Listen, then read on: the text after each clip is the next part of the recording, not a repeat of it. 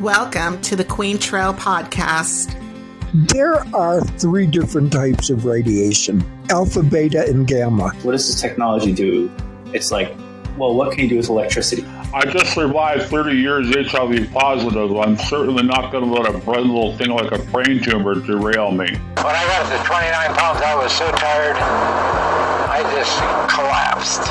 Everything always goes back to being grounded in center. It's a mecca for cycling, for sure. Struggle is the neutralizing force. And I said, there it is. This is the right family. I got like cold chills. And this one lone oak tree right in the middle of the trail. It's beautiful.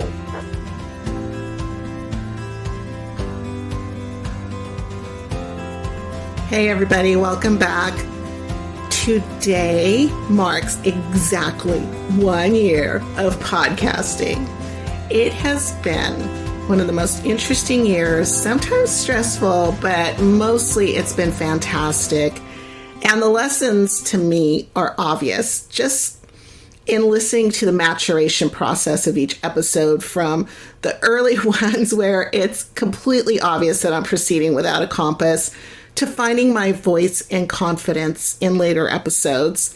There was a lot to learn this first year. I mean, even talking with friends, there's an innate awkwardness to planned conversation, right? I think it's loosely based on stage fright and that fear of public speaking. And on a deeper unconscious level, I think it requires a new level of trust to be established as the friendship journeys into a new direction that deepens the ties. And wow, I know I've said this a million times already, and I'm going to keep saying it. I have got extraordinary people in my life. In fact, this podcast kind of started out, I guess, as an experimental project. I mean, I knew what I wanted to do, but in those early days, the road was still pretty nebulous and murky. What was crystal clear, however, were the remarkable traits and experiences and skills, the perspectives among my friends. You know how when you love someone, you get all giddy and just want to shout it to the world that this person is so marvelous, everyone's got to stop and take notice. And love is one of those emotions, right, that can be ascribed distinct values. I mean, there's romantic love, love of children, parents, cousins. I just saw my cousin this weekend and I love spending time with her. Love of pets, love of trees, which Tamara Madison and I talked about in episode 39. I mean, there's even love for actions like hiking or meditating or cooking, gardening, and even for inanimate objects, right? Like the ones that we ascribe deep meaning to. And the list is endless. Then there's love of friends, and they are the amazing individuals that you've either chosen to have in your life or they've chosen you as part of theirs. And of course, within all of these categories, the depth of each type of love can be bottomless. So this podcast is a dedicated tribute to friendship and my deep appreciation and gratitude to the amazing people that bring so much meaning and happiness to my life. But again, like I said, it all sounds fantastic, right? But making a podcast happen is another story. I guess I had to feel my way through each celebration of a friend, which in turn helped me celebrate the next friend better. And I took copious notes of what worked and what didn't quite meet my expectations. It didn't matter what part of the process it was, whether it was the preparation, the talk itself, post-production. It's kind of surprising how many moving parts there are in producing an episode, really. And a lot of them aren't even entirely intuitive either. So, like, technique is an endless process of tweaking, and therefore it's a never-ending learning process as well, right? I've definitely got a long way to go, but the countless hours that I poured into this labor of love not only paid off every time with dedicated time spent with the people that I love and admire, but I won gold for General Interview Talk Show and the Davy Awards, y'all. I mean, I am proud of my work, but in my wildest dreams, I never envisioned earning such an honor, and definitely not in my first year of podcasting. I think that I take that award as a sign that I'm on track for meeting one of my goals, which is to provide relatable yet extraordinary stories that inspire, motivate, maybe even empower listeners to take a look at their lives and pinpoint those extraordinary accomplishments and moments that they probably take for granted. I mean, the most repeated comment to me when I approach a friend to be on this program is, "I'm not interesting." I mean, just like that, every single time, I'm not that interesting. And it blows me away because these are people that I find vastly interesting and love them for that. And if 1 year of amazing conversations is proof of anything, it's that you are more remarkable than you believe. And I think that's something that really needs to be identified and nurtured and cultivated, because there's empowerment in identifying and examining accomplishments as your own, especially in this ultra-competitive world that we live in. It's kind of become a sport or a pastime, right? One person proving that they have the most toys or money, the best looks or lifestyle, or the fastest car. It's not only an attempt at intimidation, but really it's fears being projected as success. So finding your strengths and accomplishments and confirming to yourself, "I am a badass," goes a long way in establishing your right to love and respect yourself, and even to, spread good vibes to others and crush your next goal. And I hope that these stories do some of that. So to that end, please join me in this second medley of episodes as I revisit some of the most highly rated and commented on episodes of the past year. Before we get started, please be aware that a couple of these clips are difficult to listen to despite their amazing endings. And I often say, and I have many sayings, but this is one of them, that what society values are survivors, the ones who persevere and make it despite the odds. Victims, on the other hand, just aren't valued. And I think that is such a shame and a sad commentary on how the world works, because by design, survivors were once victims who had the strength and resilience and courage to rise up, right? And that is another reason why you need to identify and own your accomplishments. They're hemmed in by your perseverance and sacrifices and strengths, and they illustrate your power, and each one is a remarkable story of your life journey.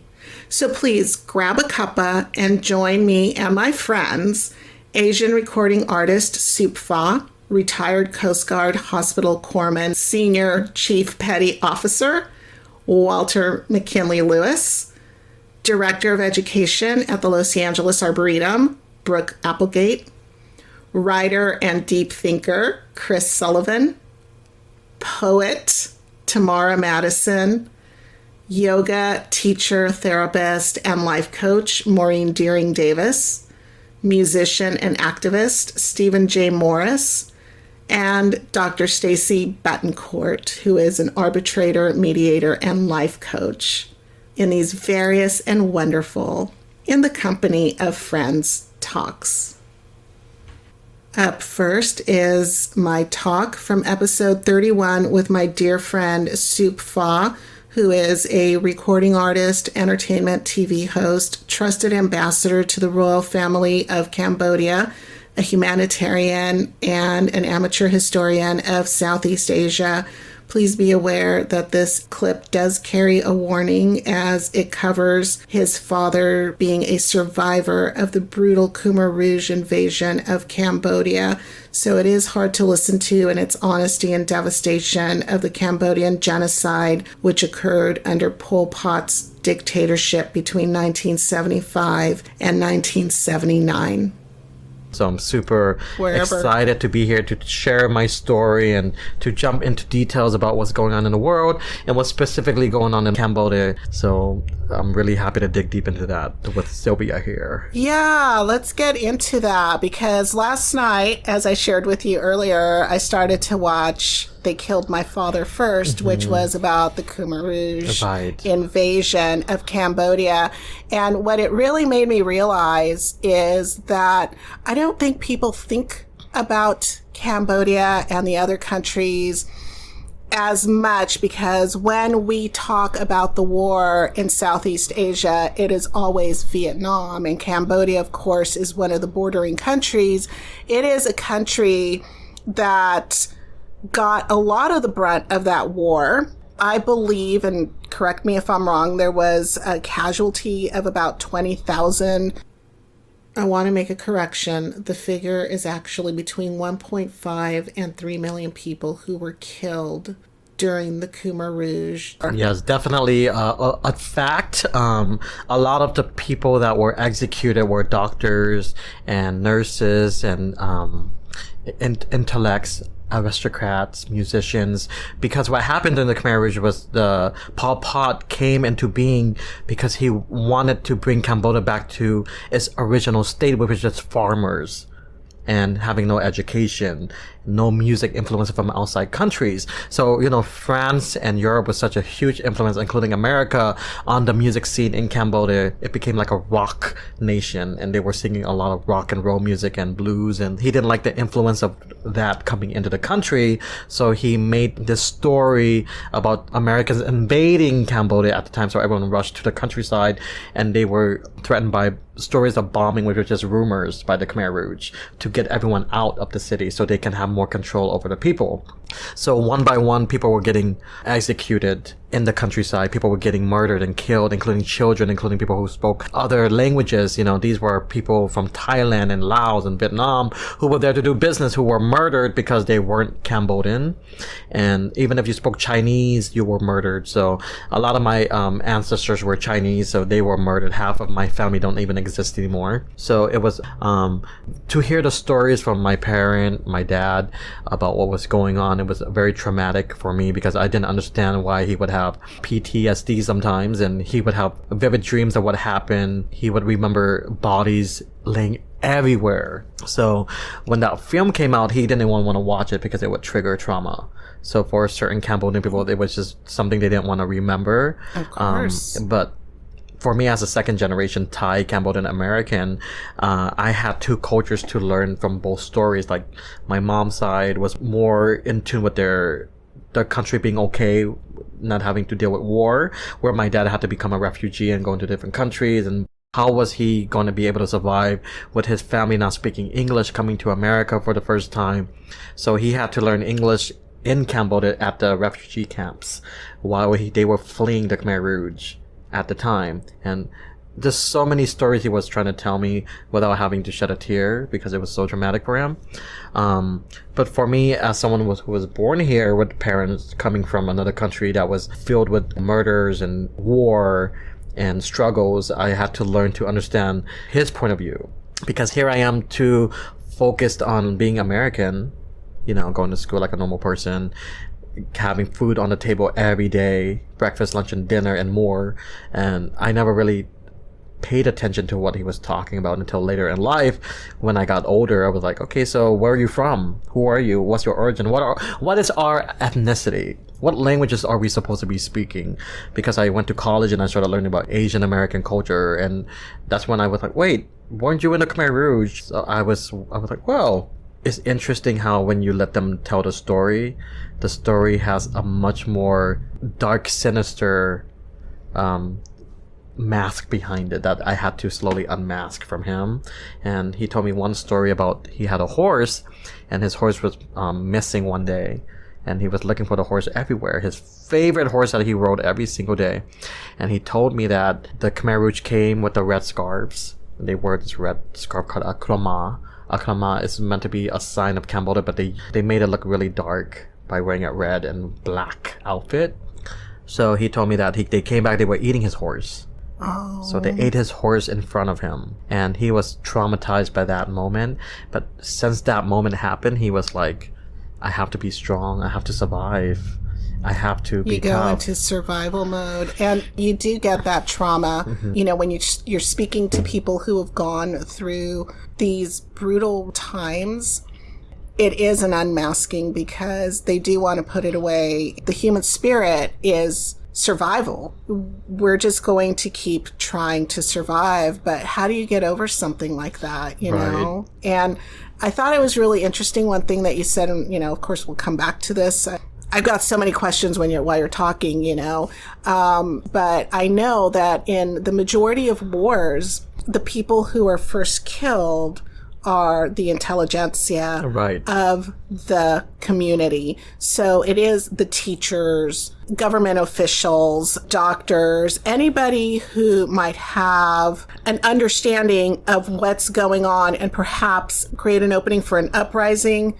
They're going to be murdered first. Right. And a lot of musicians, some were spared their lives because they needed singers to sing their anthem, their Khmer Rouge anthem. They needed singers to survive so they can write these songs and have them sing about certain things. Like they had someone called Anka, which is someone they had to look up to, which was like a make-believe person.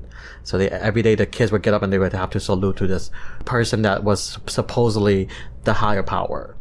But with the Pol Pot regime happening, he was the mastermind behind everything. With all these murders, with heartless murders. Kids and babies were getting thrown off cliffs and mountains, and you can't believe that. Even now, if you tie them to the Ukraine, it's still happening now. And that's a scary thing about learning about history and also seeing it happen in present time. It's repetitive because there was also what was going on in Europe with the Holocaust happening at the same time. Yes. So these were dual Holocausts, really, where there were people who were in a community one day and the next they were getting marched away and being stripped of everything that they had and brutalized. In ways that stay with you forever, and just really change, the whole trajectory of your life. Right. And it's to make these comparisons to the Holocaust and to what's happening in the Ukraine and also tying it in with the Khmer Rouge, I feel like there's how are we changing this? How are we going to stop genocides from happening around the world? We're in America where it's nice, safe. We have to deal with things too, even with the recent school shootings. What we're seeing with everything is that we have to see that everything that's tying together, they're massacres. These are brutal killings and murders of big groups of people. And even here, with school shootings, they're not small. They're still huge. But imagine thousands and thousands getting murdered while we sit here and watch. What are we going to do that's going to help change and not have this happen anymore and not have to add genocides to future histories? Because now future children or future generations will have to be like, wow, there was the Ukraine that's being added to the history books now. Holocaust, Khmer Rouge, even what's going on in Africa. The genocides in Africa that happen they're around all the world. The time. So for me to learn about my father's survival, being a person that survived the Khmer Rouge and the genocide, I was like, how does it affect you now? And he told me that sometimes he can't sleep, he can't eat, he'll remember screams in his mind, he'll remember crying in terror, and being so young, he was only like 10 years old. I was going to ask, how old was he? Yeah, and having to escape into the jungle. And people should not laugh or make fun of those who are eating crickets or insects, because during that time, there was no food provided. So they had to find a way of surviving, which were eating these grasshoppers who have nutritional values. Even for me personally, when I found it, I was laughing. I thought it was funny, but I stopped laughing once I figured out why. Because when I was in Cambodia for the first time, I was like, oh my god, everyone's eating crickets and insects and grasshoppers. Why? There's so much food out here. Why are they eating that? Because it was part of their history. They had to learn to eat it, including lizards and snakes and everything that they could find Whatever they could find that were walking, they were going to eat it because they didn't have any food. Right. That was completely stripped of them. Stripped of them. They were provided like rice porridge, but they only have a spoonful each person.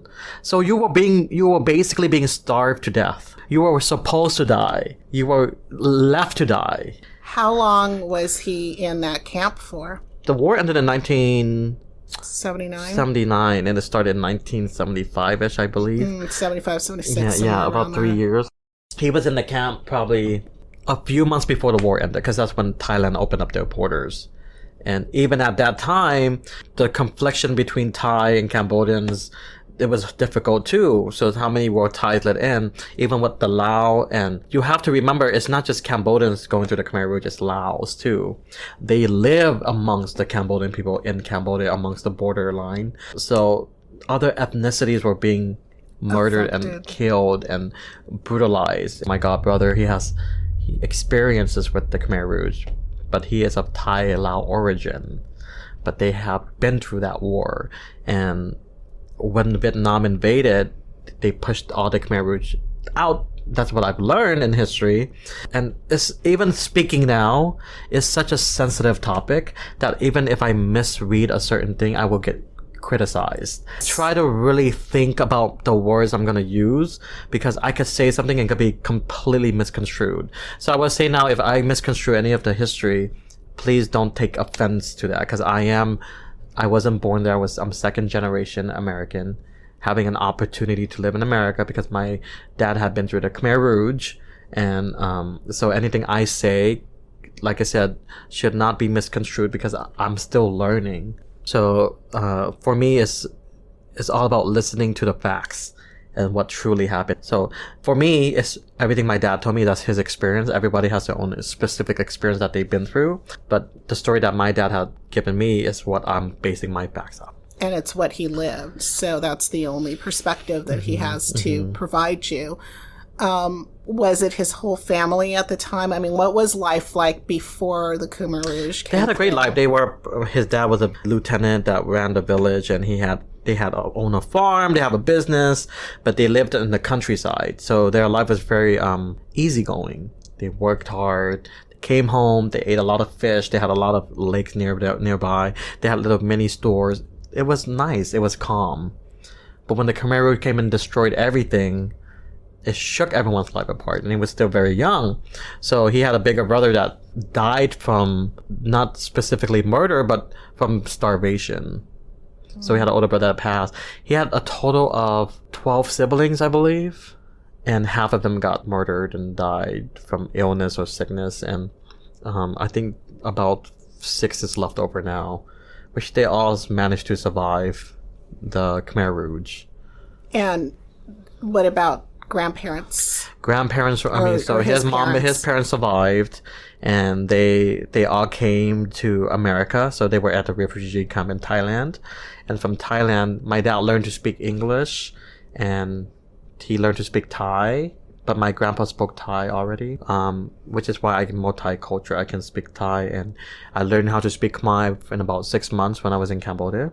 So I was really touching base with myself. So what he told me was that from Thailand, he learned English from a little book that he read. So nobody spoke English in his family. So he knew coming to America, he had to learn to speak English so he can at least hopefully find a job or learn to communicate. Because look, if you're going to a foreign country that you know nothing about, how, as an immigrant or refugee going to another country, can you imagine the fear of not being able to understand the culture and the culture shock? And this is the time when America was opening up to the melting pot that we have nowadays. We have so much history going on. There's so much growth. But racism still exists. And hopefully we continue to grow from it and learn that every single person has a story, has a history, has a way of life, their culture, their background, who we are, because have something to contribute. Yeah, America is a Native American land. If you're not Native American, you're from somewhere. So we need to learn how to respect others in the way that they struggle to get here and understand their story.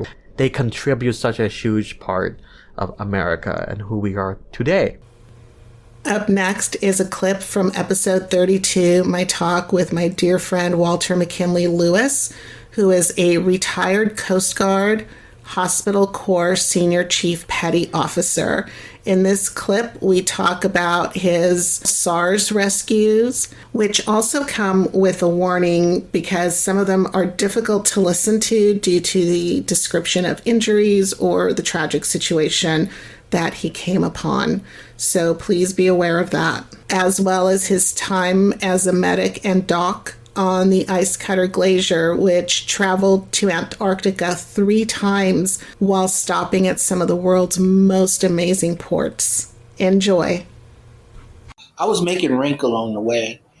Once I made chief there, and they didn't have a lot of SARS search and rescue. Every once in a while they had somebody in their boat.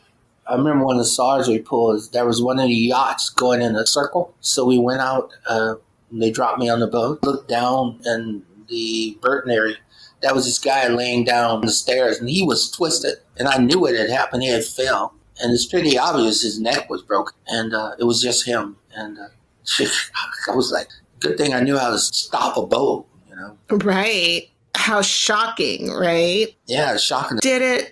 Did it ever get easier after all of those search and rescues? Because I'm sure you came upon fatalities. Yeah, lots of fatalities. Mm. Yeah, it never got easier. No, rescues, no. It's things that you never forget. Yeah. But also the people that you rescue that you'll never see again, but they hug you, tell you how much they appreciate you. Because let's face it, you're putting your life on line for people that you don't know. Mm-hmm. So you were on the helicopter ones, you were the guy that went down the winch from the helicopter, right? Yeah, that was me. Yeah. And we used to do heart attack from cruise ships. I mean, we were going to do this rescue on a cruise ship because the guy had a heart attack. And we had to pull off because people were out there taking pictures, flash. All we saw was flashes. Oh, my God. From the ship, cruise ship. And the pilot had to pull off. We had to, over the bullhorn, to stop it, because they couldn't see because the cruise ship was still moving. So was us. It was a moving rescue. Wow. But, if the pilot says, hey, you got to stop, you stop. Right, exactly. What was the wildest rescue that you ever did? Wildest rescue I ever did was, it was in a storm. It was off the coast here, and these guys, there was like 3 people in a small boat. They should have never been out there. And it was bad. And I dropped down. I was put in the water, and the waves were all over the place. And I almost got taken under by the swells. To believe it or not, out in the middle of the ocean, those swells are so strong. And one of them was, a teenager. I got him first. And because he was with these other 2, and that was this guy who was floundering, and when I got the teenagers, putting them in the basket, this adult grabbed me from behind and was taking me under. That's terrifying. Because he was freaking out. I had to actually use my elbow to force him away. Yeah, I didn't push him away. I cracked him with my elbow. He had a life jacket on, but because he took me under, and you know what happens when you swallow water. Yeah. Yeah. Yeah. And I was trying to get this kid up, and I got his wife and then him last. But that was one of the wildest rescues I did. Wow. And that thing off the coast of Oregon with the those 2 guys. Yeah. Yeah. But and I almost lost my legs on a fishing boat. They got a lot of fishing boats in that story. This one guy had a pump fall on his hand, and it literally just sliced on his right hand. His last 2 fingers were just hanging on. Mm. And we had to do a move and rescue. And what happened was the pilot was dropping me down. And just before I hit the deck, the boat pulled up. Oh, God. And I had my wetsuit on. And the screws in the back almost cut my legs off, squished my rescue. They hit the wetsuit. If I would have been up a little bit, they would have took my legs off. Oh, my God. And that shook me up, that's for sure. Yeah. But I got the guy, and I cut his fingers off, put in some ice. And matter of fact, they got a chance to sew him back on. So you don't, if you get successful rescues, that's what you look at. But the wild ones and stuff they are all wild, to be honest with you. Yeah. I've lost, up in Alaska, I've lost guys, friends of mine, guys that were in school with me, friends of mine. I've lost them from rescues in Bering Straits up in Alaska. That's the worst. I don't know if you looked at Endless Catch, but the Coast Guard do a lot of rescues. The Bering Straits is the worst ocean that you could have, other than Drake's Passage. It's all ice moving through the water, right? Yeah. Yeah. Yeah, right. Coasties die up there. Did you ever do any rescues in that area? They wanted me. I was on my Twilight tour, which is down in San Diego, my last 5 years. They needed a chief up there, and they asked me if I wanted to go up there, and I told them, no way. That was about 3 years ago. Good for you, you know. Yeah. Now, speaking of really cold places, you got to go to Antarctica, right? Yeah, 3 times, yeah. Oh, my gosh. Okay. Yeah, that's the place. Oh, Antarctica, as you know, is the coldest place on Earth. And I was on an icebreaker, the glacier. I was the corpsman. I was a sick bay on the icebreaker. Had 2 other corpsmen with me, but I was the main doc there. And we take scientists to the Antarctic because the Antarctic is the only neutral site in the world. All people have signed treaties. Mostly all countries have stations there. Ours is called Parma Station, and we would take supplies to the scientists there, and we would basically change the scientists. They're up there for a year or 2. We would take them, make a change, go across Drake's Passage, take them to Punta Arenas in Chile. That's where they used to catch the plane. Dump them there, get supplies, go back across to the ice.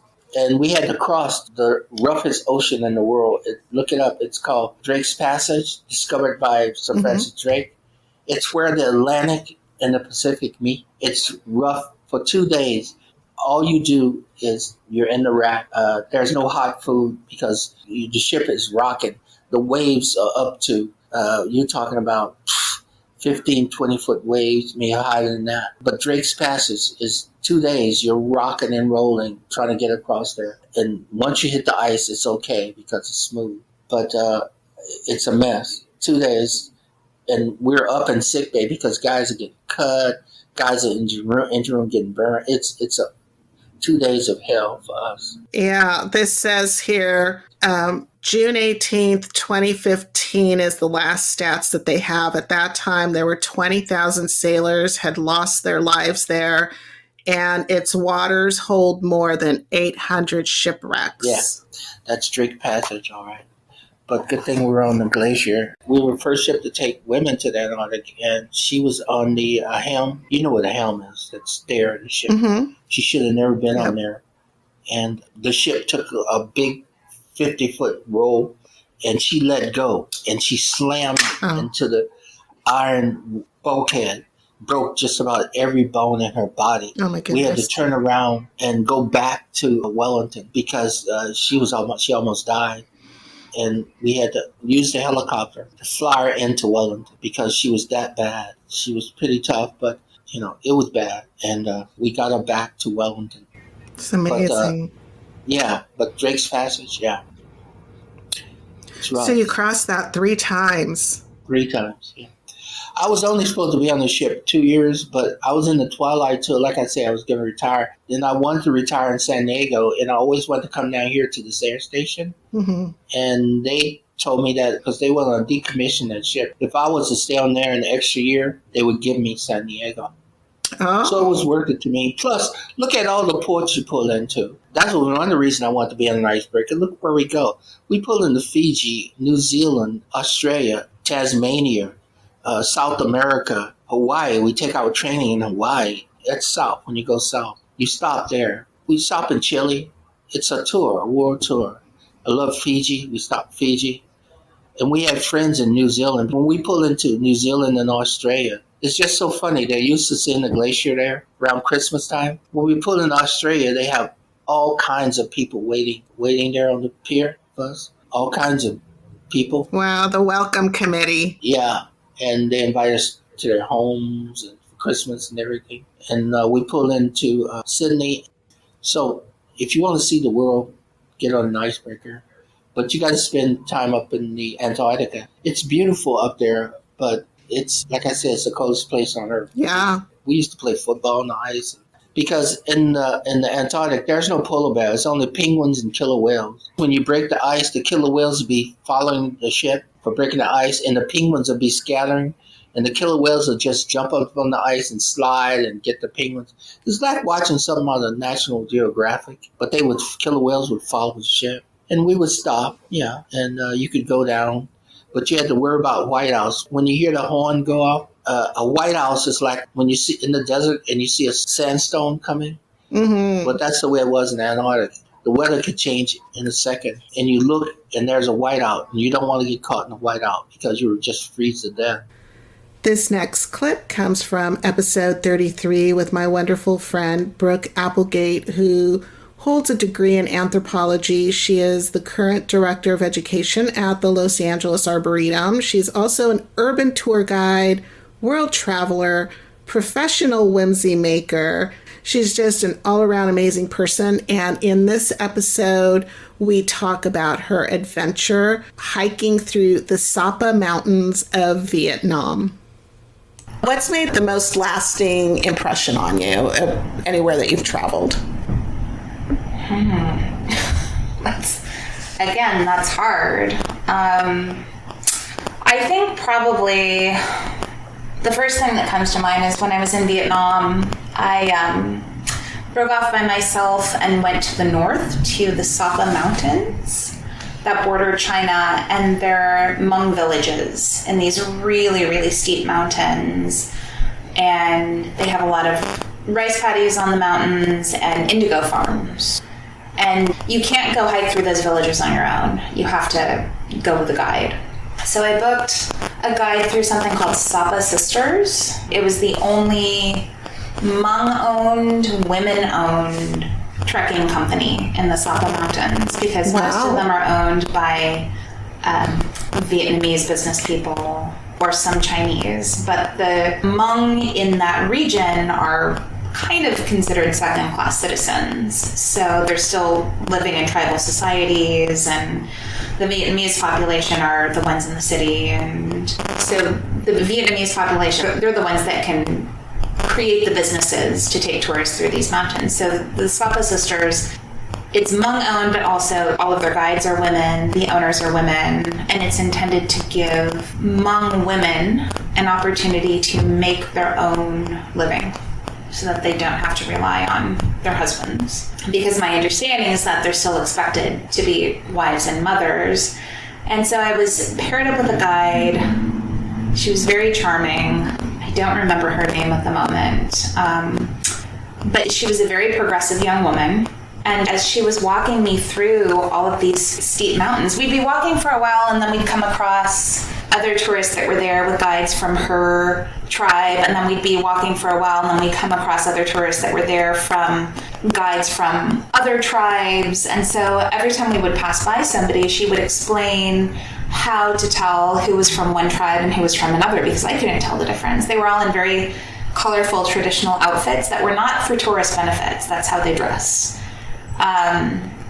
And so she would tell us, yes, in my tribe, this is our color scheme, right? In their tribe, the women wear pants. In this tribe, And she would talk about how she was considered a real problem in her community because she didn't want to get married and she didn't want to have a child. She wanted to go to school. She wanted to have her own life. And it was a disgrace. And then she just casually goes into how her husband kidnapped her. Not that she was bride napped. Oh my God. But how she was bride napped. And I was like, wait, let's back up. As we're just like walking through the Hmong Mountains being followed by pigs and wild animals in a rainstorm covered in mud, right? Oh, and she's just like, that's just a lot of the time, that's how it happens here. You're just like, you're kidnapped and then you become someone's bride. And I'm like, I've read about this. I learned about this in school, but this is still happening? She was like, yeah. So she told me how it happened to her, and it was somebody from a neighboring tribe. But it was educational and humbling for me because I was horrified. But she was just like, bro, that's how people get married here. Like, you just... And she was like, it's not like I was locked up and tortured or anything like that. Like, they wanted me. Like, the family wanted me. His parents wanted me, And I was like, did your family, send out a search party? And she's like, what are you talking about? They were happy that this happened. And so that just, I I wasn't reading about this in a book, you know, I was living it as I was walking through mud, and it was intense, you know? Mm-hmm. And then I think she ended up putting up enough of a fight that it didn't happen. Or maybe that guy was from her tribe, and she ended up marrying a man that she wanted to for love from a different tribe and having a baby with him. It was like, again, I had stepped through a portal to this other world, and just having my bias challenged according to my Western perspective of what's right and wrong, right? Right. That was incredible. I think that's one of the reasons why it's so important to travel. Yeah. To get a perspective of the world that is not Westernized. We're like, oh my God, that's so terrible. I mean, like, you heard me gasp when you said that she was bride-napped. Holy cow. Right. What a horrible thing. But that is cultural over there. That's not something to be horrified by. So part of this 2-day adventure was you would do homestays, right? So midday we would stop into somebody's home that knew we were coming. They prepared a meal for us and other travelers. So there was a guide from her tribe that showed up with 2 other travelers, one woman from New York and one from Boston, all of us about the same age. And so I brought up this concept, and they were like, yeah, we've been wondering about that too. So then their guide started talking about it, and she was like, oh yeah. And she just like joyfully tells the story about when she was kidnapped by her husband. And we're like, what the hell?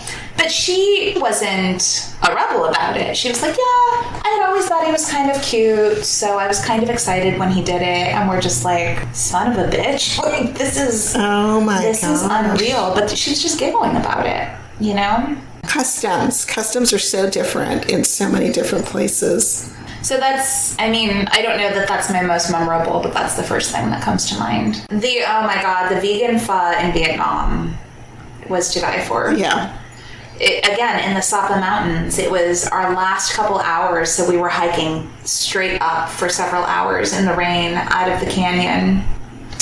There was just a little shack where we stopped at for lunch, and I'd struggled so much to find vegetarian food in Vietnam that I was like, I'm screwed. Like, there's no way this shack is going to be able to accommodate me. And they just gave me pho with tofu and fresh chilies from like behind the shack. And it was freezing, and we'd been hiking like 15 miles a day, and it was just absolutely amazing. Hit the spot. Yeah. It was incredible. Food tastes so much better when you've been hiking a long ways and you're up in the mountains, doesn't it? Yeah. The place that we had stopped into for that lunch the day before, where we intersected with other travelers, and they told us about the bride napping. We found ourselves in this home, and there were like 8 of us that were just women about the same age. And we could tell that the owner of the house and our 2 guides, because we got so familiar so quickly, and that doesn't always happen with tour guides, so I could tell that they were feeling very comfortable. So it was almost time for us to leave. So this is probably the most memorable thing that I ate. The owner of the house comes in holding a bowl, and she plops it down on the table, and it's just this like off yellow liquid. And then she gives us each these tiny little like bowl cups, and she tells us to scoop it in. So we do, and then she cheers us and says something in her language, and then we knock it back, and it's liquor. It's rice wine. What? That they brew. Oh my gosh. And was it enough to get drunk off? Oh. I bet it was really strong. So we were like, what is this? And they all laughed, and they said, happy juice. And so we all start laughing. It was strong. But, like, so we'd, drink some, and then there was some custom in terms of, like, using this hand or putting it this place on the table. We were very much feeling it. But every time we were about to be done, they'd tell us to get another one because they're used to it, right? And she lives there. Anyway, I think we had about 8 little shots of happy juice or happy water. So we were definitely... It was a short hike to where we were staying that night, thankfully. Oh my God. But that was incredible because I don't think they pull that out for all their tourists. It was not included in our package. That's amazing. That's super cool. Yeah. And as it turned out, I found out later that day that it was International Women's Day. which none of us were thinking of. I remember you posted about that. Because it's a much bigger deal in other countries than it is in America. So we're all at our homestays that night, and all of our guides ask us if we're settled, if we're good. And they're like, okay, we're going to go. And then we just see all these women walking through the village holding like bouquets of flowers and holding hands with other women. And then we just hear like these crazy parties down the road. And I asked the owner of the homestay, like, what's going on? And they were like, well, it's International Women's Day. And we were like, yeah, but it's a big deal. Yeah, those were some really beautiful, striking photos, especially because of the colorful outfits and the flowers and the mountains, the setting. What a great day to be traveling. Yeah, that was good timing. Up next is a great little clip from episode 38 with my good friend Chris Sullivan, who is a photographer, a writer, philosopher, citizen scientist, a naturalist, and honestly one of the most interesting and charming people to talk to. I always enjoy talking with him. In this clip, we talk about the writing process, most specifically with journaling. It's got some really great information, so enjoy. So why do you write? Why do I write? Because I'm compelled to. I just have to get it out. I have so many thoughts going through my brain and stories, and I think it's a way for me to connect in a tangible way to the world around me. And one of the things that I really do love about writing and putting things out just for my friends is when it makes them smile or they write me back that they can relate to what I've said, because it makes me realize that people are seeing the same things that I am. It grounds me a little bit and it connects me with other people who are seeing the same things in the world. And, you know, oh yeah, that happened to me and that is pretty funny, you know, because I do tend to see things in a very humorous light. Mm-hmm. And I think that's another reason. It's just that connection. But I am compelled to write. It just has to get out of my head. Mm-hmm. Yep. I hear you.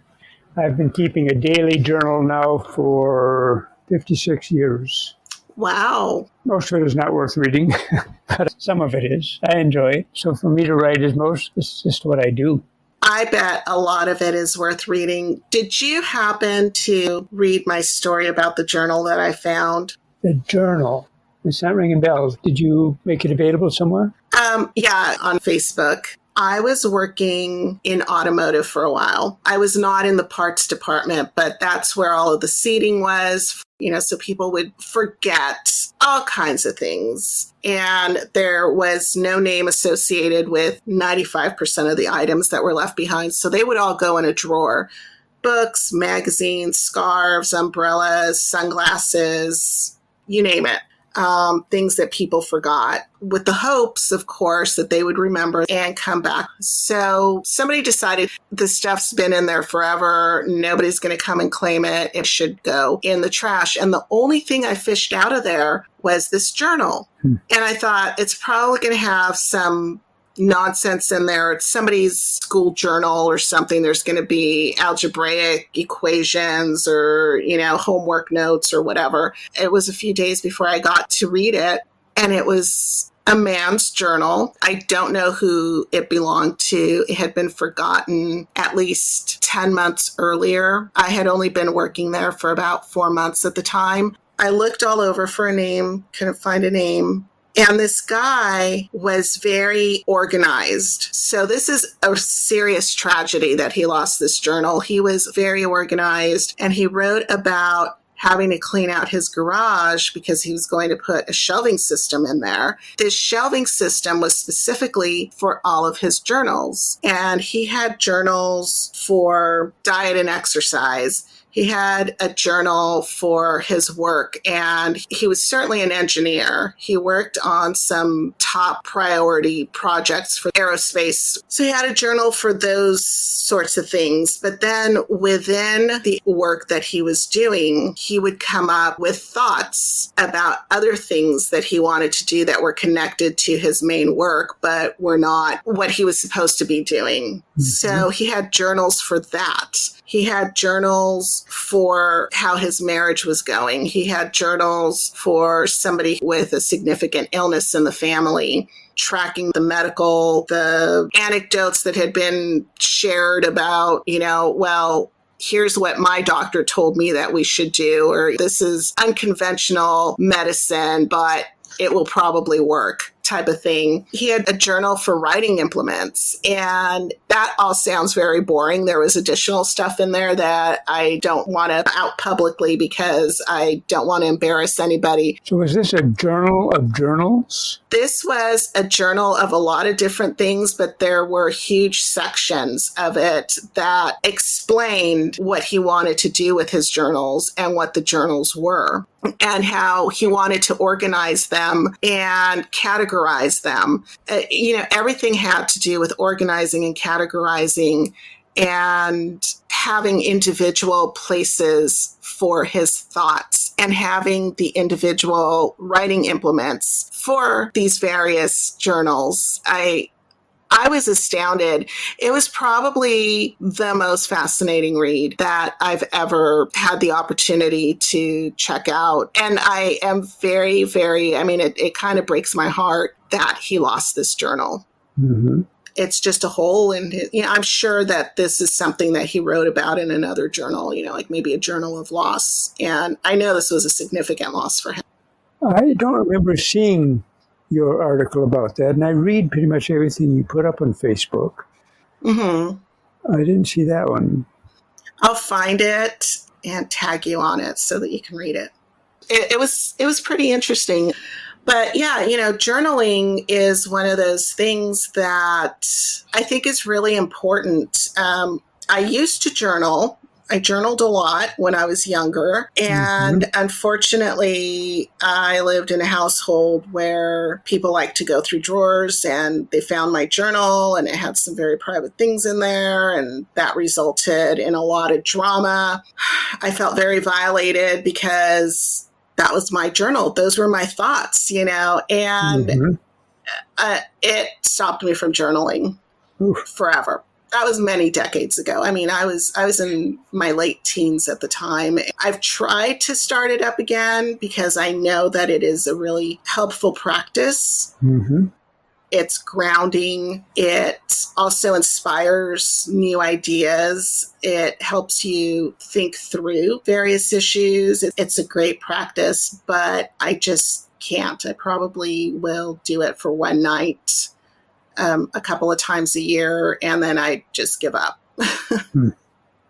Well, that's probably my main kind of writing these days is journals. One of the funnest things about journals is that there are no rules.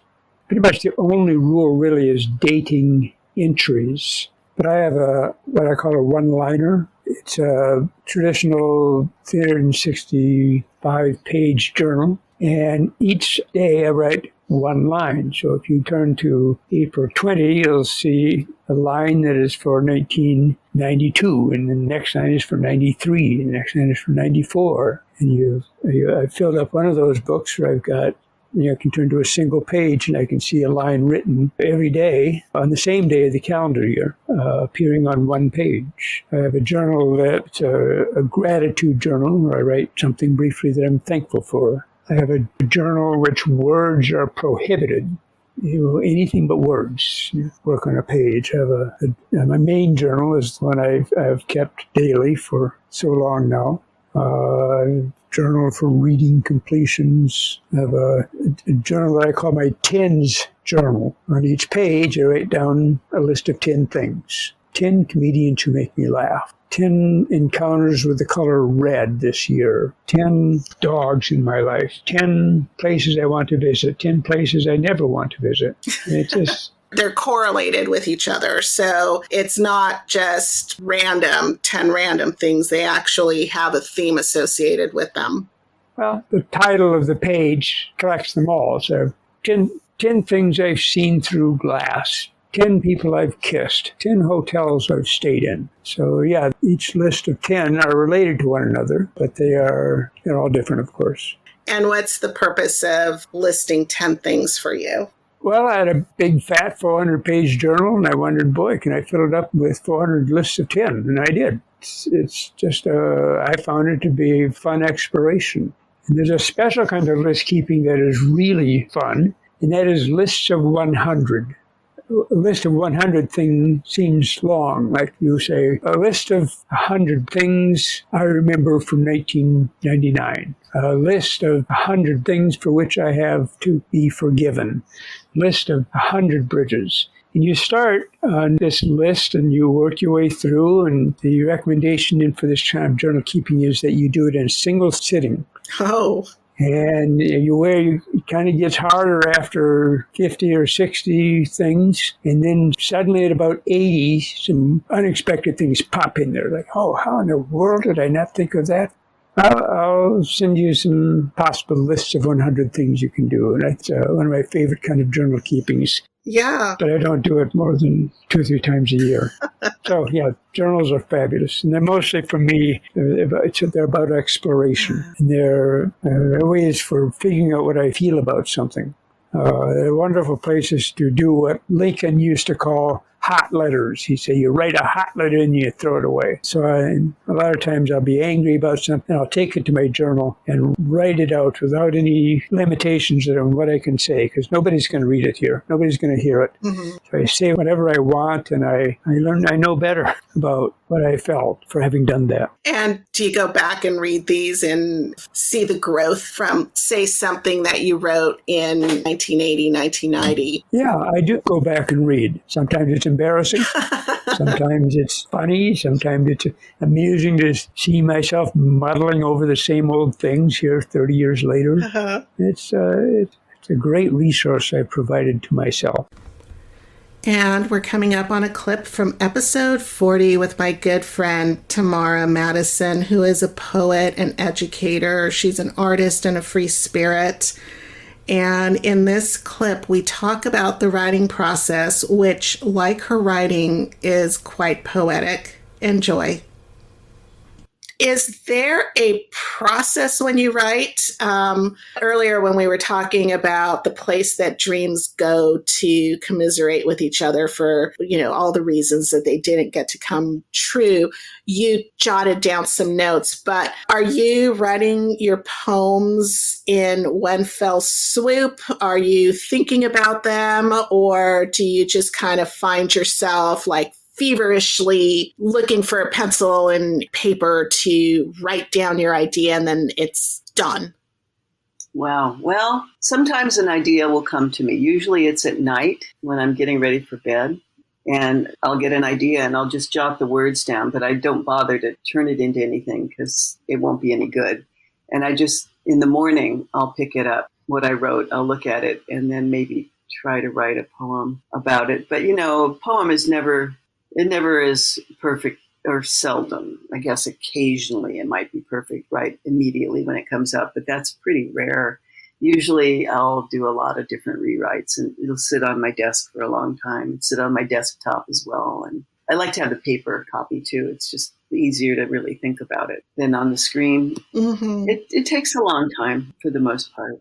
I always start out longhand, and it's difficult for me to write. Physically, it's difficult longhand. So I'll write a draft that way, and then I'll move it into the computer right away. But I keep the initial paper because I need to refer to it sometimes. And I think it's a good idea to get your body involved. And so early on, I used to just compose everything on my computer, but I don't think that's really as good a way as to really get your heart involved in it by physically writing. Mm-hmm.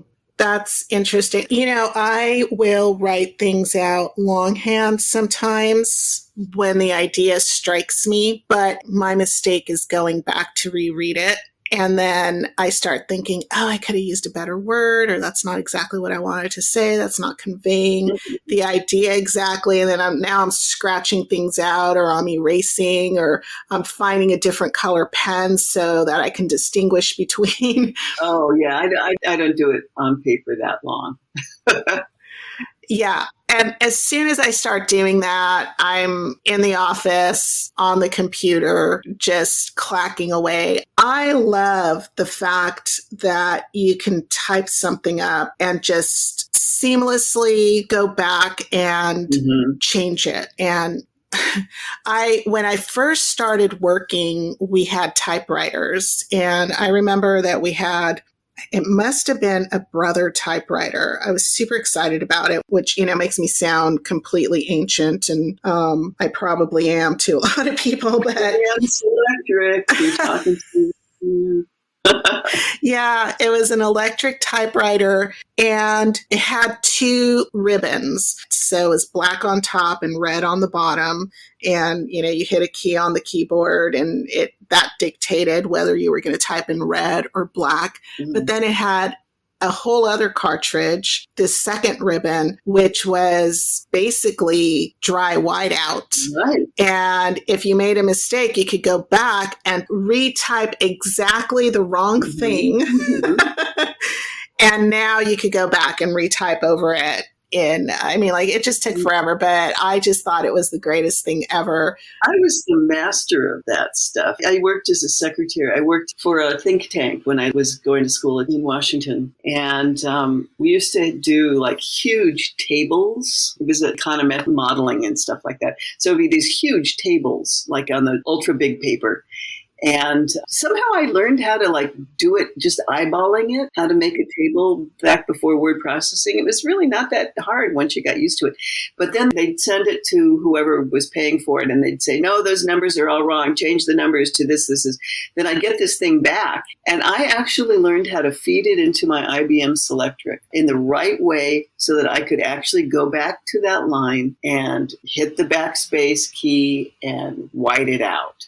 I don't know. I'm still amazed at myself that I could ever do that. Yeah. And then shortly, after a few years, then word processing happened. Oh, yeah. And boy, that made it really easier, a lot easier. But I missed that. I missed making the tables that way and feeling brilliant. Yeah, it's a much more creative process. It's kind of like when I went from driving a stick shift to driving an automatic, and I didn't know what to do with my clutch foot and my shifter hand for a long time. I felt like something was missing and I wasn't doing enough. Something was missing. I love a stick shift. Mm-hmm. But I'm never probably ever going to have one again, and neither will you probably. Probably not. They make them less and less, and everything is automatic. Yeah, I'm on my second Prius, and it's the best car I've ever had. I love it. But I do miss my Mazda 626. Mazda 626. Stick shift. That was nice. Both my kids learned how to drive that. My daughter drives a stick shift now. Mm-hmm. Yeah, my first car, the first car that I bought, my uncle went with me, and I had only driven automatics up to that point, and I kind of fell in love with this little red Pulsar with T-tops, and it only came in stick shift, and my uncle insisted that I should buy it. If that's the car you want, that's the one that you should buy, and it's really, really easy. I'd never driven a stick shift, and I put down money. I purchased it in Cerritos, and I had to drive the jerky, dying drive out of the driveway. It was just, I think I killed the engine about 3 times trying to get out. But by the time I got home, I knew how to drive that car. Yeah. That'll happen. Yeah. What is it? Was it Maya Angelou describes having to drive a stick shift when she was like 8 or something in Mexico? That's this hairy story that she writes. What a story. Back when she was just a little kid. Anyway. Yeah. I was wondering if you would mind, do you have a favorite poem? Would you mind reading one? I wouldn't mind reading one. I don't have a favorite, though. Well, let's see. What is there one that you'd like me to read? I don't have a favorite. Oh, I have so many favorites. I think that the first poem that I ever heard you read was the Sequoia Semper. Oh, Sempervirens from Wild Domestic. Yeah. Okay, and I'll read Sequoia Sempervirens now because it's summer and they're burning. It's awful. Sequoia Sempervirens. Some of these trees have been here since Jesus walked on water. Some of these trees have been here since Vikings drove their boats onto the shores of Newfoundland. Some of these trees were seedlings while the Mayans were worshiping time, while the dire wolf and saber-toothed tiger roamed North America. Some of these trees have survived lightning strikes and forest fires. Some of these trees house creatures of the forest floor in burned-out caves at the base of their ruddy trunks. Some of these trees have become living pipes, chimneys hollowed out by fire. They've grown beyond their trauma and focus now on the daily climb, the adding on of needle and bark, on nature's drive to rise above and see beyond, until the day when death will fell them, and the earth will add them to its riches. We can be like these trees, pull on the layers of living like fine new garments, house the needy in the caverns of our grief, grow beyond the stories of our scars, stretch our branches toward the bristling stars. Coming up next is a clip from episode 44 with Maureen Deering Davis. She is a yoga therapist and teacher of 25 plus years, as well as a life coach. And in this clip, we talk about the mind-body connection to finding awareness and mindfulness to get through life's daily challenges. It has so much great grounding information in it. I hope you enjoy. It's a daily practice, and some days we're better at it than others. You know, my teacher was a Gestalt therapist and a yogi, and he called his work awareapy. And I love that. I know. He was awesome. And I studied with him for 25 years, and it was all on the mind. Okay. So he said one thing to me he's passed on, but a long time ago that really stuck with me. And I talk about it a lot in class is like, okay, we are the director, and you as a writer would get this. We are the director of our own play of life. I'm the director of my play. You're the director of yours. Everybody's got their drama to play out. A lot of it's impulsiveness. Okay. So if we can manage our impulsiveness and realize that we're being impulsive, again, which is awareness, but realizing like how often do we, like you say, jump into complaining or jump into a situation that you have no business being in. Mm-hmm. Like, because you're impulsive, you're jumping in like, oh, I'm going to put my 2 cents in. Just stopping for a moment. And there is an inner voice that when you start to tap into that, you'll hear it and you'll say to yourself, oh, just take a moment, just take a moment and assess. Can I benefit from this? Am I needed here? Is this something that I need to participate in? 99% of the time, the answer is no. But we don't take that time, and then we jump in, and now we're caught up in somebody else's scene or act. And then how many times does it backfire, or we get in over our heads knowing full well we should not have been there. Right. And now we can't gracefully exit. So you have to, recognize, like, is this where I need to be? And if you're not needing to be there, just send a good wish to the situation and walk away.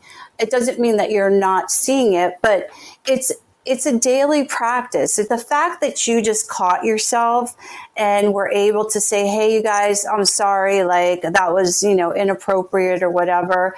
That's number one. You caught yourself. Mm-hmm. So then you just let it go because it's done and over. Complaining, I think, is just because we're all energetic beings. It's just a trapped energy that needs to express itself. And the only way in that moment that you're conditioned to express that energy is by putting words to it. Being married to an Indian man, it's very interesting because we as Westerners, we talk so much about nothing. It's true.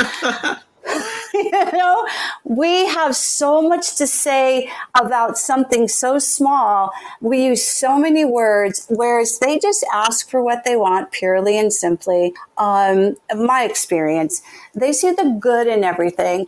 They try to keep their energy positive. They send good wishes to people who annoy them. They see the synchronicities in life, that everything's been a blessing, that look at this was God's wish, or Ganesh cleared the obstacle obstacles for us. And because there's this sense of gratitude, there's this sense of humility, and we don't have that. We're not a culture that embraces that. We don't, because I feel like we really want to always have the upper hand. We've really created a culture that values being at the top, that values being a manager, that values being basically king of whatever empire you get to command or queen. And when you just said they send good wishes to those that have wronged them, I thought, wow, what a blissful way to think, because we do collect points. I mean, we're a scorekeeping society. We do keep the score even when we think that we don't. And I think that really traps us.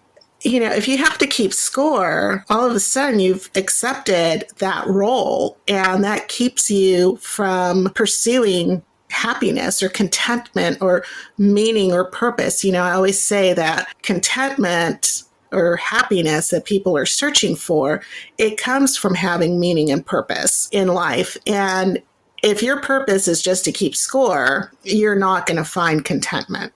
That's your ego, and that's what people don't get, So in the tradition, the philosophy of yoga, there's a lot of books, there's the Bhagavad Gita and there's the Upanishads and all that. Well, the reason that the Indians send best wishes or whatever is like there's 3 types of karma. So there's karma that you're born coming in. If you believe in reincarnation, you come in like to this life having to maybe work through some past life karmas. But when you come into the world, you're coming in as a pure soul. Okay. And actually this is kind of mind blowing, but that's why a baby's head is soft at the crown chakra, because they are still that connected to the divine. So they are divine beings. They are still God-like beings because they're pure. Their minds are pure. Like everything's new to them. They have a clear slate. Right. So I like no, that. it's really powerful when you see it from that perspective. And so then what happens? The parental figures impart all their stuff on the child. And then the child has its own view of the world. And then you've got society. And next thing you know, like the first 4 years, the child is already like programmed to have their system set up, their mental system. And so when we go through life, there's another phase of karma where you make mistakes knowing and unknowingly. So sometimes we make mistakes and we do negative things and we kind of know we're doing them, but we kind of ebb and flow like the Leela, right? We go, oh, okay, like I did that. But then we do good things too, that kind of balance that scale.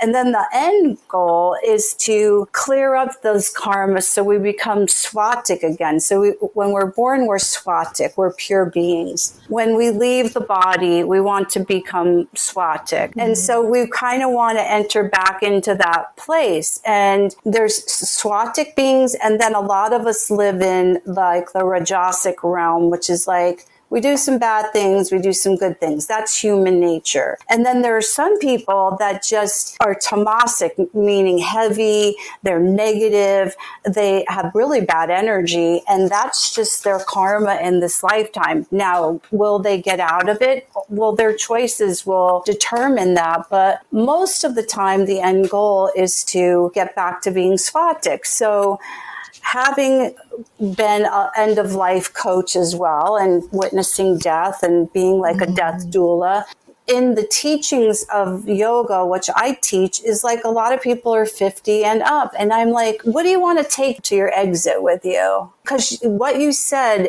is when we cling and hold on to this stuff, only we are causing that suffering. Right. That's a Buddhist tradition, right?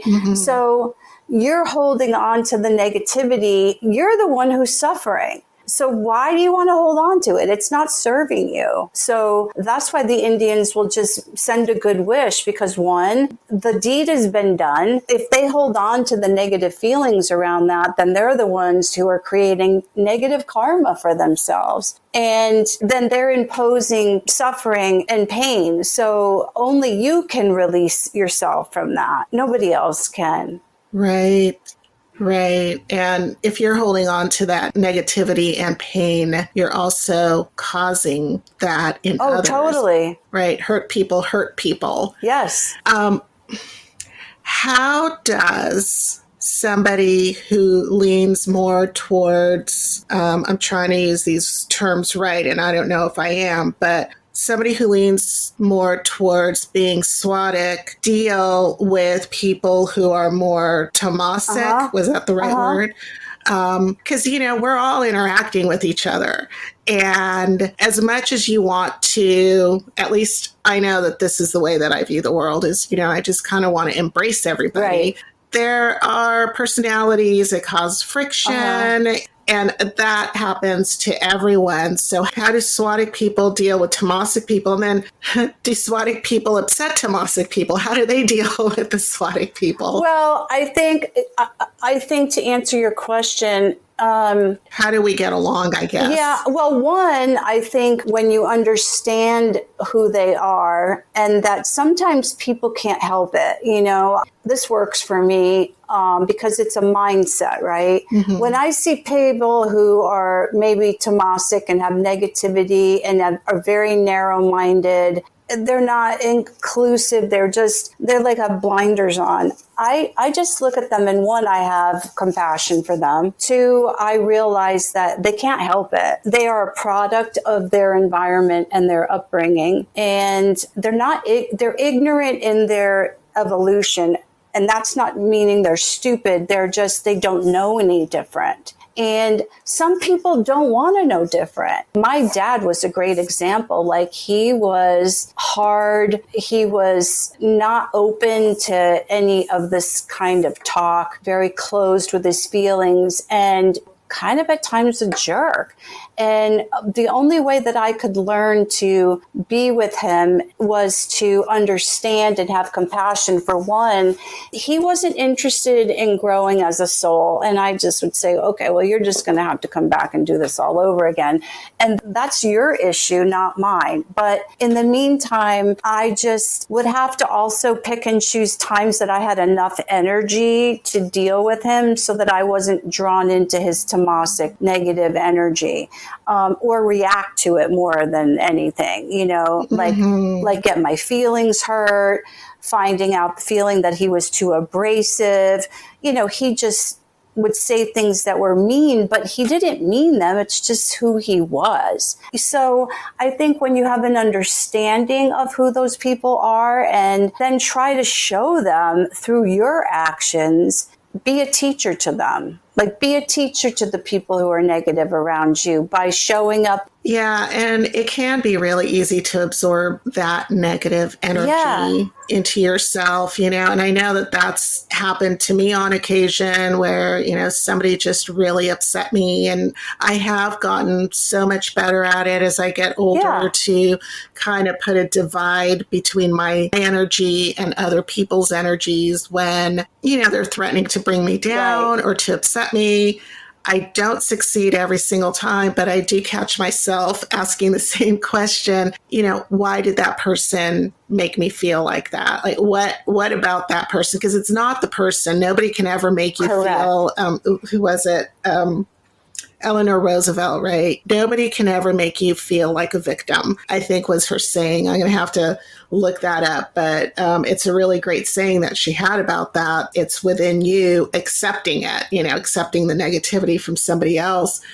But one of the things that I really liked about what you said is building that empathy. I think that, again, because we're a scorekeeping society and because we're always trying to get to the top, we don't build up enough empathy within us for other people. And I think when you've been taken advantage of by others, you tend to hold back on that empathy a lot too. It's kind of That's kind of a Leela, right? How much empathy you're going to put out and how much you're going to hang on to sometimes. Well, and I think that when you've been taken advantage of or you've been hurt deeply, I mean, I've had some pretty significant deceits and just devastating hurts, right? My true nature from the time I was little was I just loved everybody, you know, and I got hurt because of that, because I never saw people, I never could figure out why people did what they did. And it caused me a lot of pain and suffering. And so I realize now that I have to draw really good boundaries. So drawing really good boundaries is important. And then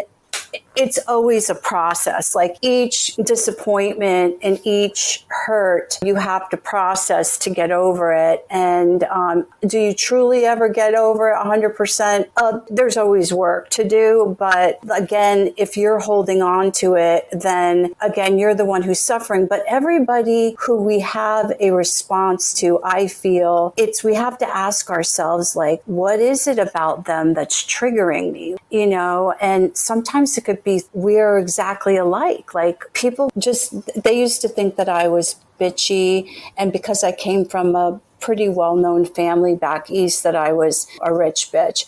But actually, in reality, I was like painfully shy. And so this girl could be painfully shy, and I'm projecting out to her just in the simplest terms that she's whatever, and it could be completely the opposite, and she's just not good at connecting with people. So I'm not going to let her upset my day. It's like, come on, we're all living together here. Like, why am I starting my day off like this? Like, silly me. So now I don't care, and I'm flipping the script. So I'm changing it, because in yoga too, we always cultivate the opposites. So if you want to turn a negative into a positive, you have to flip it into a positive. And it just makes it for a more harmonious way of being. And over time, maybe she'll switch. If she doesn't, okay, I did my best. I'm not responsible for the outcome. Yeah. It's not my job. It's not my job. I say that a lot. That's one of my, it's not my job to change people. No. Up next is a clip from episode 47 with my good friend Stephen J. Morris, who is the co-founder of the band Benedict Arnold and the Traders. He's also a political commentator, music aficionado, and a podcaster himself. In this clip, we talk about his bands, and there's a lot of talk about music. I can never get enough rock and roll. I don't know about you, but this is a fun one, so enjoy. I'll tell you how it all started. I was the regional director of Rock Against Racism, which was an organization from England. Now, you ask what it was? Mm-hmm. Eric Clapton, 1978, said a very racist thing on stage. Essentially what he said, we should get all the Pakistanis out of England and send them back. Oh, my God. He said this during a concert, and the people were pissed off. And so they decided to do an organization called Rock Against Racism. And they used to have free concerts. The Clash used to play. I mean, all sorts of bands. I love the Clash. Yeah. Excellent. I mean, truly excellent, inspired musicians. Truly Cockney working class. So I was turned on by this. I bought an album by Tom Robinson called Light in the Darkness. And it had the Rock Against Racism logo. So I gave you an address, and I wrote to it. They sent me a newspaper. And I started my own chapter in Los Angeles, 1979. I even had a concert at MacArthur Park.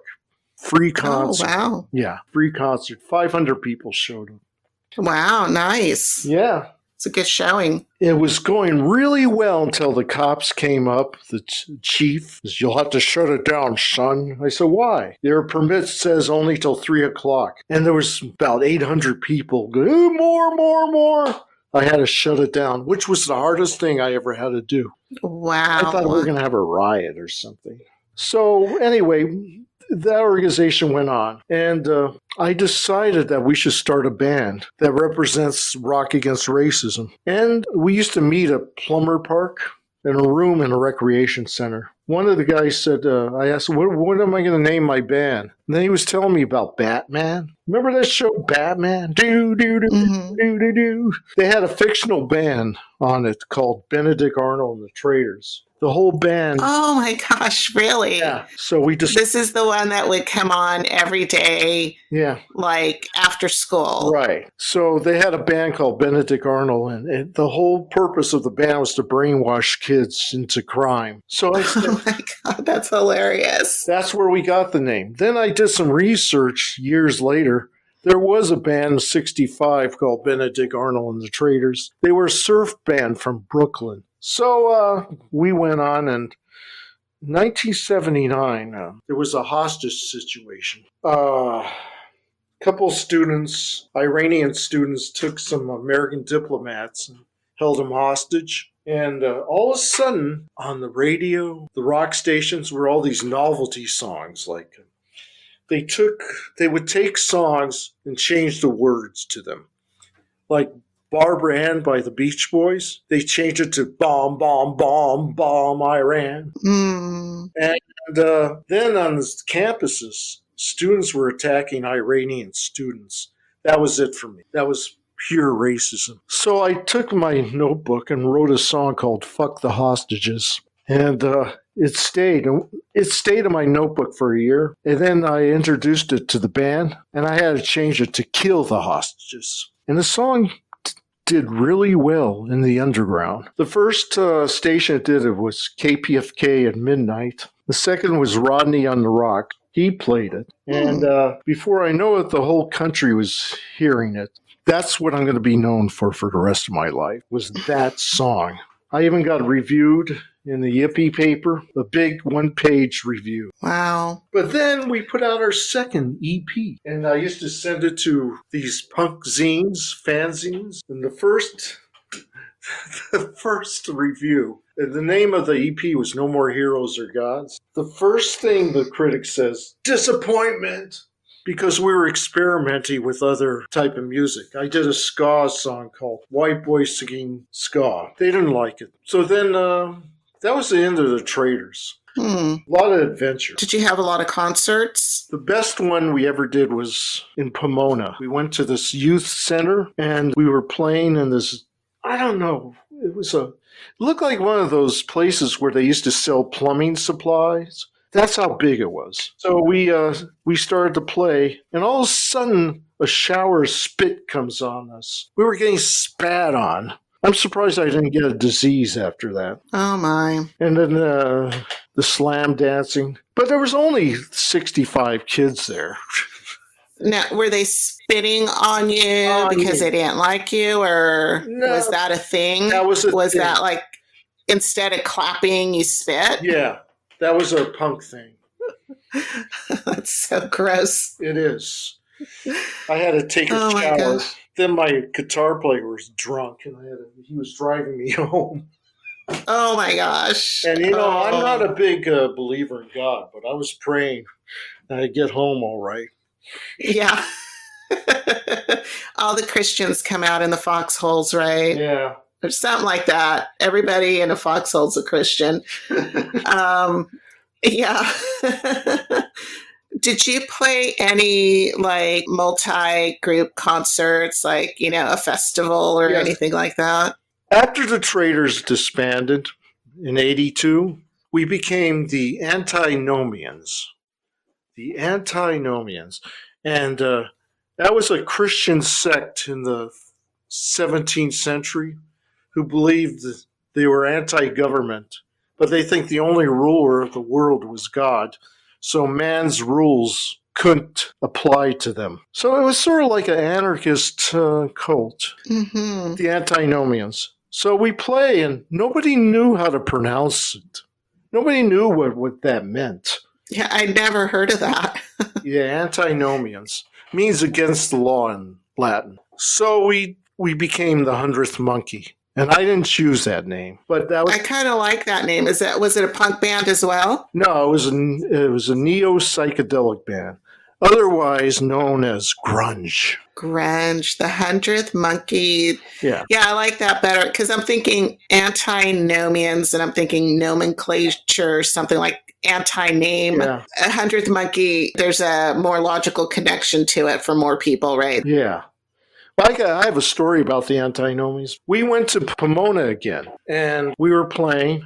I grew out my hair because after watching Black Flag, they grew their hair long. So I decided to grow my hair long. And we look like bikers.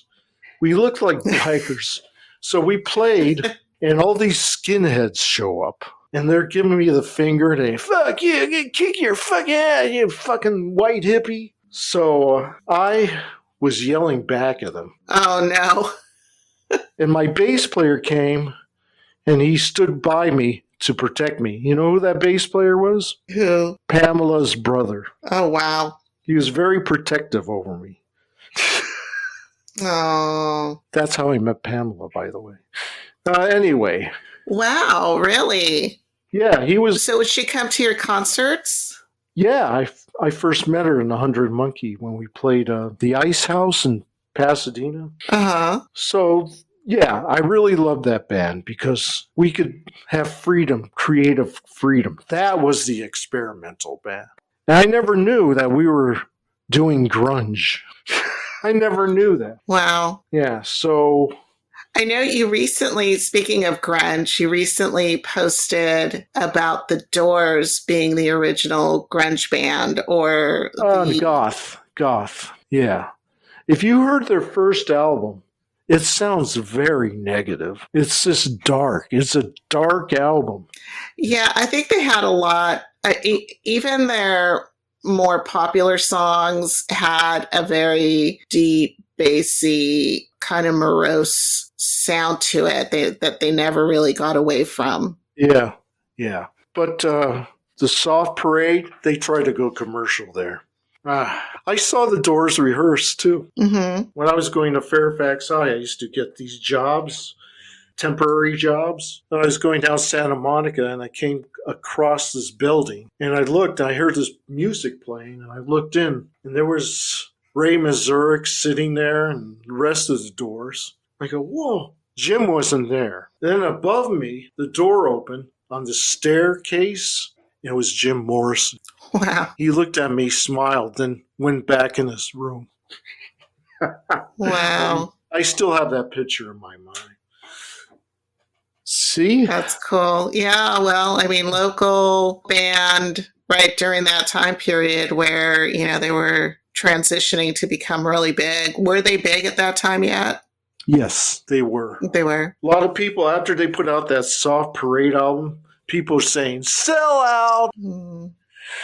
Yeah, everybody was a critic. Yeah, I think that's unfortunate. I mean, there are some bands, it's funny because I have this very long story that I'm not going to share right now, but I purchased on a joke, my friend and I purchased tickets to go see an artist that I would never see. And so I told Sophie, we're getting really close to this concert because we got these tickets for her 90-year-old mom. We thought it would be hilarious. And Sophie and I started listening to this artist's music, and it was awful. I go, Sophie, I don't think I can sit through 2 hours or an hour and a half, whatever it might be, of this person's music. I thought it was listenable, and it's just clearly other people like it. And so I'm not going to mention who it is right now, but I hated it. Hurt my ears. It hurt my ears. So I ran into my girlfriend the other day and I said, have you listened to this person? And she goes, oh, I had to shut it off, or I was going to talk myself out of going to the concert. And I didn't want to do that to my mom. And then we started talking about this 90-year-old lady going to this crazy concert. And so we just sold the tickets. I put them back up for resale, and I was really happy to sell them. But yeah, here I am being a critic, and, it's kind of like my friend who is a sommelier. And I called him up one day because I saw some new wine that I wanted to taste. And he said, Sil, here's the thing. If it tastes good to you, it's the right wine. And I think it's kind of the same thing with music. If it sounds good to you, it's the right music. But people do want to be critical of things that don't sound right to them or don't taste right to them. That's an interesting observation, because every music I love now, I hated it at first. The Ramones. I bought their first album, and I was pissed off. Really? Where's the leak? What is this shit?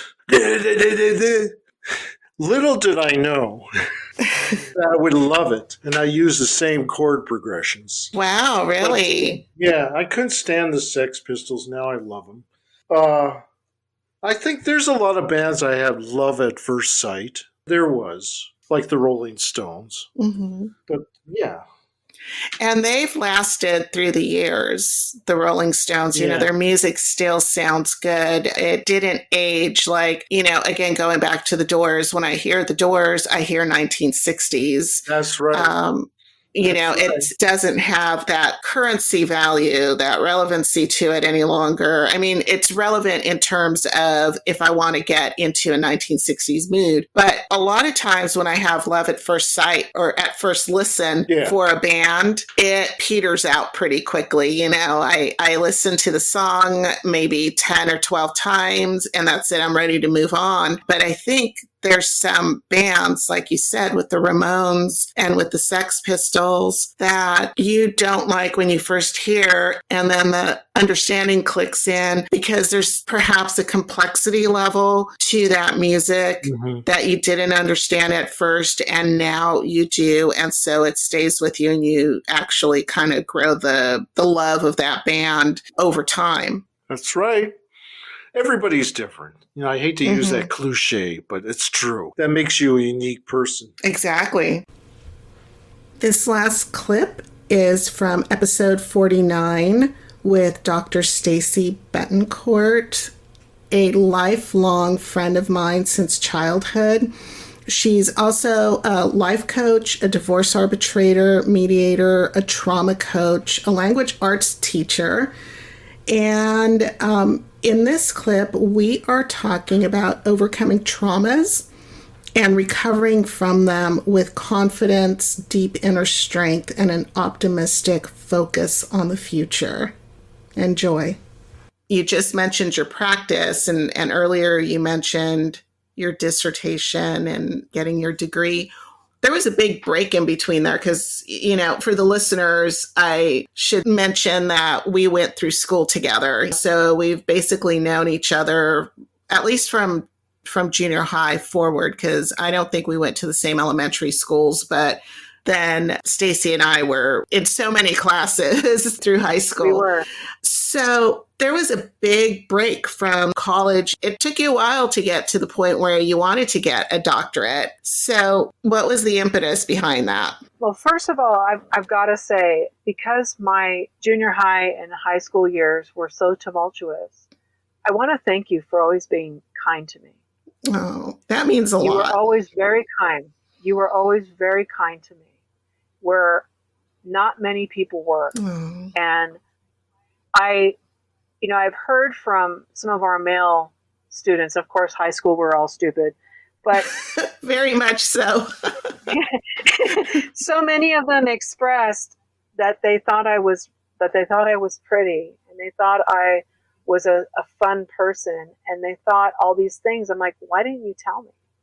I grew up, and it wasn't their responsibility, but, I felt very unvalued. And part of that was my upbringing, but, part of it was, the environment.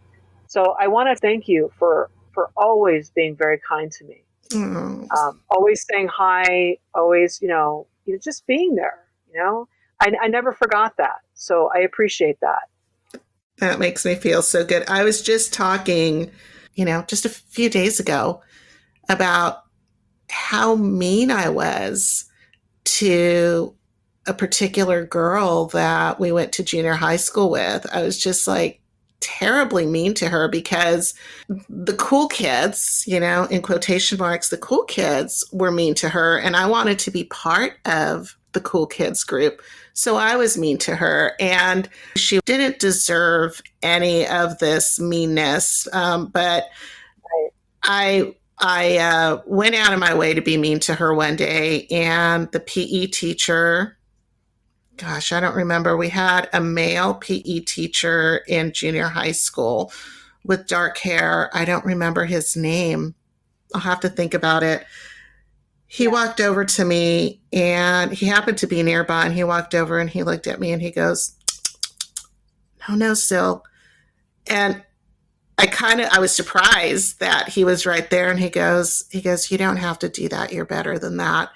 And it really made me mindful of what I was doing and so deeply ashamed. And I remember seeing this look on the girl's face. And, there's like certain people where you grow up, you become a parent, you become an adult, you understand empathy better.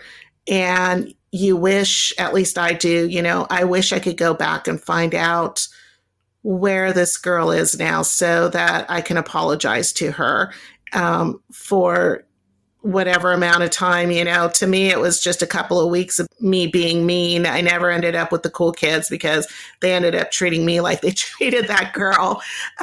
So, I guess that's karma in the end.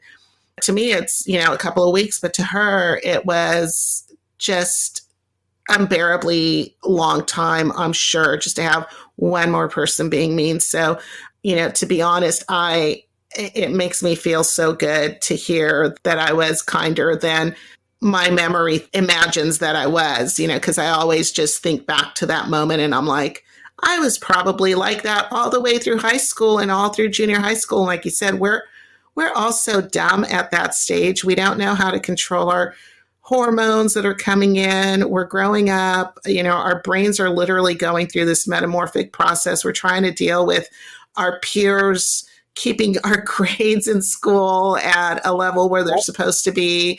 And just, there's a lot that's being thrown at us. They are tumultuous.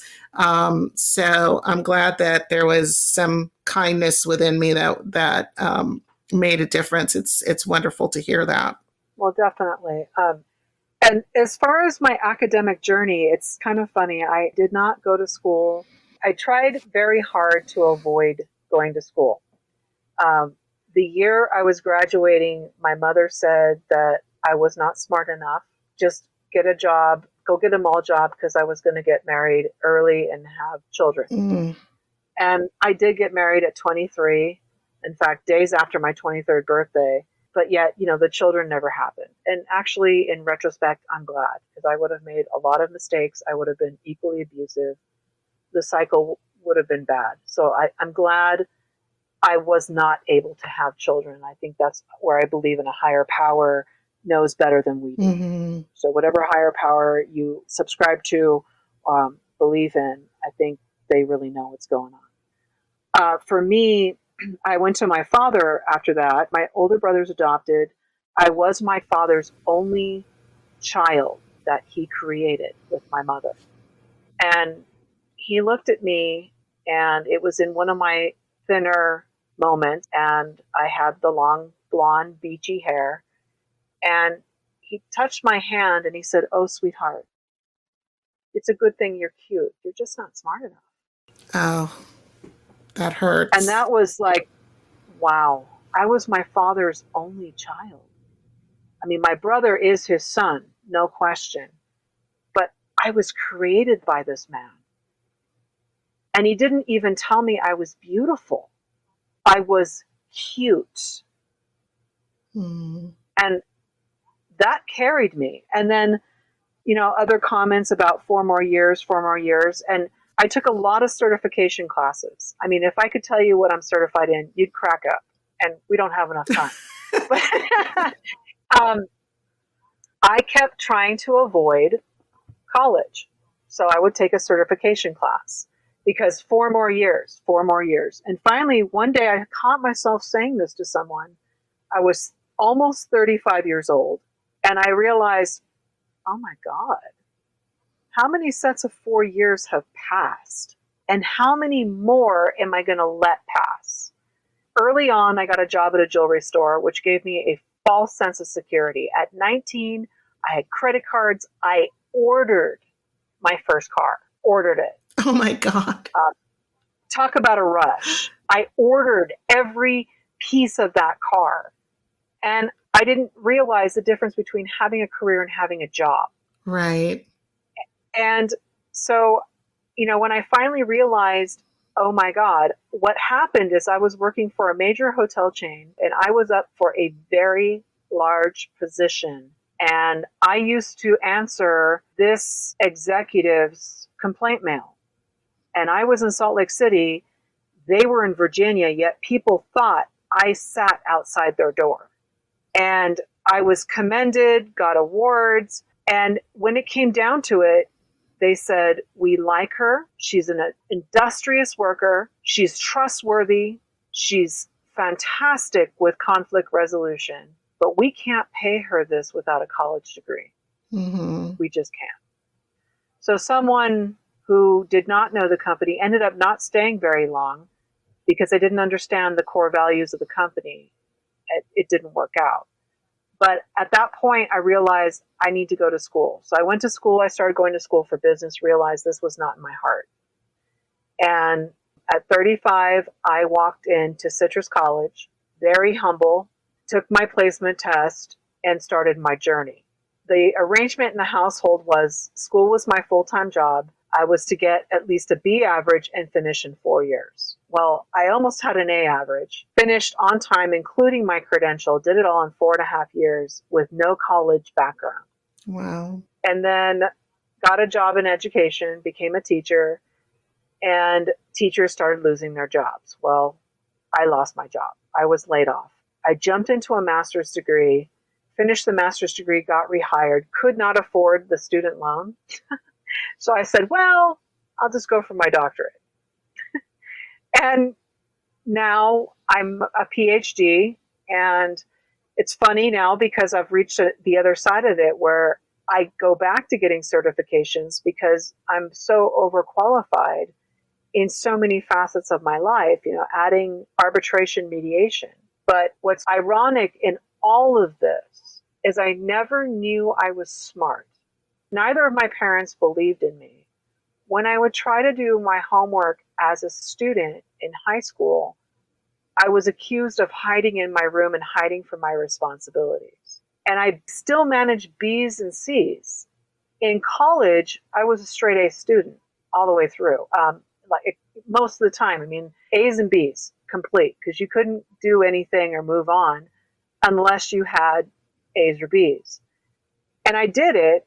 And then my master's degree, I had a 4.2. In my PhD, I had a 4.0. And I realized, my God, I was the kid who wasn't supposed to go anywhere. I was not smart enough. I was just cute. Mm-hmm. That dialogue kept playing in your head. It did. It did. And I finally had to realize, okay, I just studied human behavior. I studied 2/4 of eating disorders and generational trauma and all of these things. And I realized this was me. My parents and their inhibitions. My father was in the military for 6 years, and he never got past a P2 in the Navy.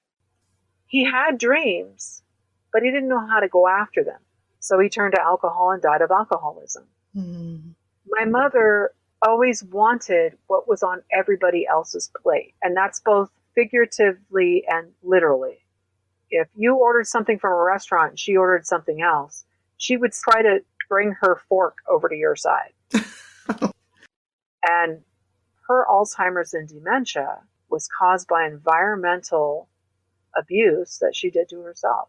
Mm. And I still have problems because of the damage I caused my body. But I'm getting better and my body's getting stronger.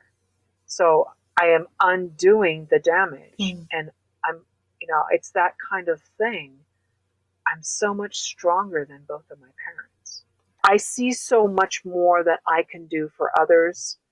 And in the meantime, my fulfillment that comes with it is such a win-win for everybody. And that's what I want to do. It's truly time for me. And, that's the thing, is that I have finally found who I'm supposed to be. I hope that you enjoyed that medley of episodes from some of the extraordinary people that I am honored and delighted to call my friends. This episode of Clips, along with the one published last week, are jam-packed with amazing talks. And they're a great way to get an idea of what the Quaintrelle Podcast is about. Please share these weekly extraordinary stories Also, check the show notes for links to each episode so that you can listen to them in their entirety. And also, keep sending your questions and suggestions. I do love reading them. Please take a moment to rate this episode. Your rating moves this podcast closer to the top of searches so that my friends and I can reach more people. I'm looking forward to sharing more upcoming In the Company of Friends talks with you. So be sure to follow me on the social medias and the .com, all at the Quaintrelle Podcast. That's TheQuaintrelle Podcast. I am Sil Annan, the Quaintrelle, and until next time, I wish you passion, grace, adventure, friendship, elegance, and beauty.